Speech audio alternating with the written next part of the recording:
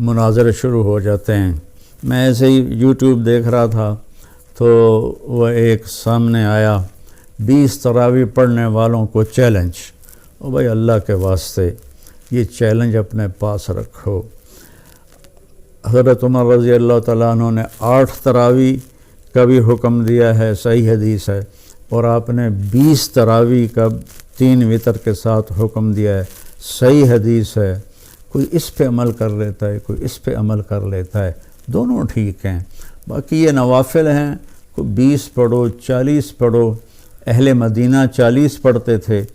یہ تراویح کا لفظ کہاں سے آیا کہ اہل مکہ 4 رکعت پڑھتے تھے پھر ایک طواف کرتے تھے۔ ترویح کہتے ہیں تھوڑی دیر کے آرام کو، پھر 4 رکعت پڑھ کے اور ایک طواف کرتے تھے، تو اس طرح ان کو تھوڑا آرام بھی ہو جاتا تھا، پھر آگے شروع ہو جاتے تھے۔ مدینے والوں کو پتہ چلا کہ مکے والے تو ہر 4 تراویح کے بعد طواف کرتے ہیں، تو ہم کیا کریں؟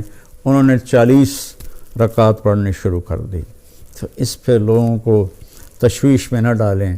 جو 20 پڑھ رہا ہے وہ بھی ٹھیک کر رہا ہے، جو 8 پڑھ رہا ہے وہ بھی ٹھیک کر رہا ہے، کوئی 40 پڑھ رہا ہے وہ بھی ٹھیک کر رہا ہے۔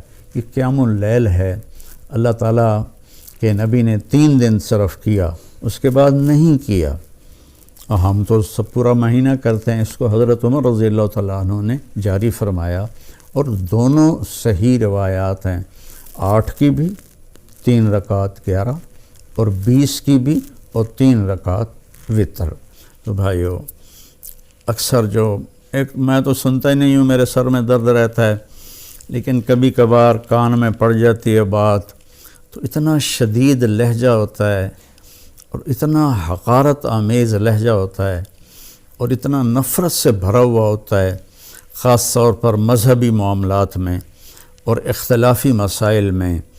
اس قدر وہ آتش فشاں پہاڑ بن جاتے ہیں کہ ان کے منہ سے آگ نکلتی ہے۔ قرآن ماشاءاللہ پوری امت سنتی ہے، اور صدیوں سے امت جمع ہے 20 تراویح پر۔ حضرت عمر کے زمانے سے لے کر آج تک امت کا بہت بڑا طبقہ 20 تراویح پڑھ رہا ہے۔ جن دوستوں کو کوئی عذر نہ ہو اور کوئی تھکاوٹ بیماری نہ ہو تو وہ 20 پڑھیں۔ بہت سے لوگ 8 پڑھ کے باہر نکل جاتے ہیں تو وہ اپنا نقصان کرتے ہیں۔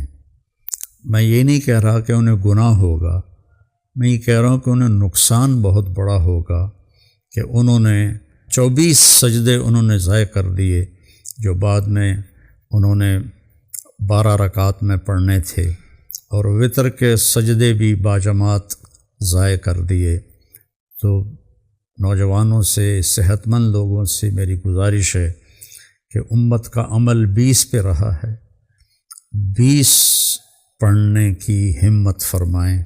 ہر سجدے پر ایک حدیث میں آتا ہے 1500 نیکی لکھی جاتی ہے، تو 20 کے 40 سجدے اور 15 چوکی 60,000 نیکیاں ہر بندہ گھر لے جا سکتا ہے۔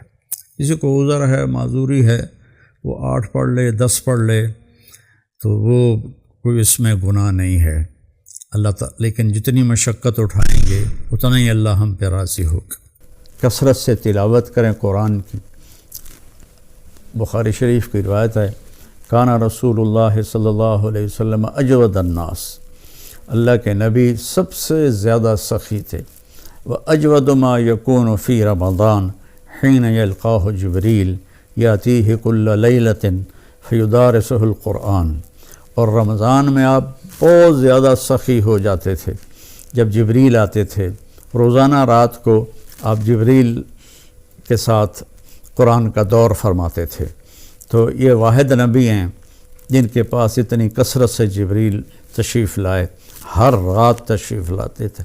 میرے نبی کو 9 رمضان ملے، تو ہر رات کو، اور آخری رمضان میں 2 دفعہ آتے تھے، 2 دفعہ قرآن کا دور ہوا آپ کا جبریل کے ساتھ، اور فرمایا ولا رسول اللہ صلی اللہ علیہ وسلم اجود بالخیر من رمضان من الریح المرسلہ، کہ اللہ کے نبی رمضان میں جبریل کے ملنے پر تیز ہوا سے بھی زیادہ آپ کی سخاوت ہوتی تھی۔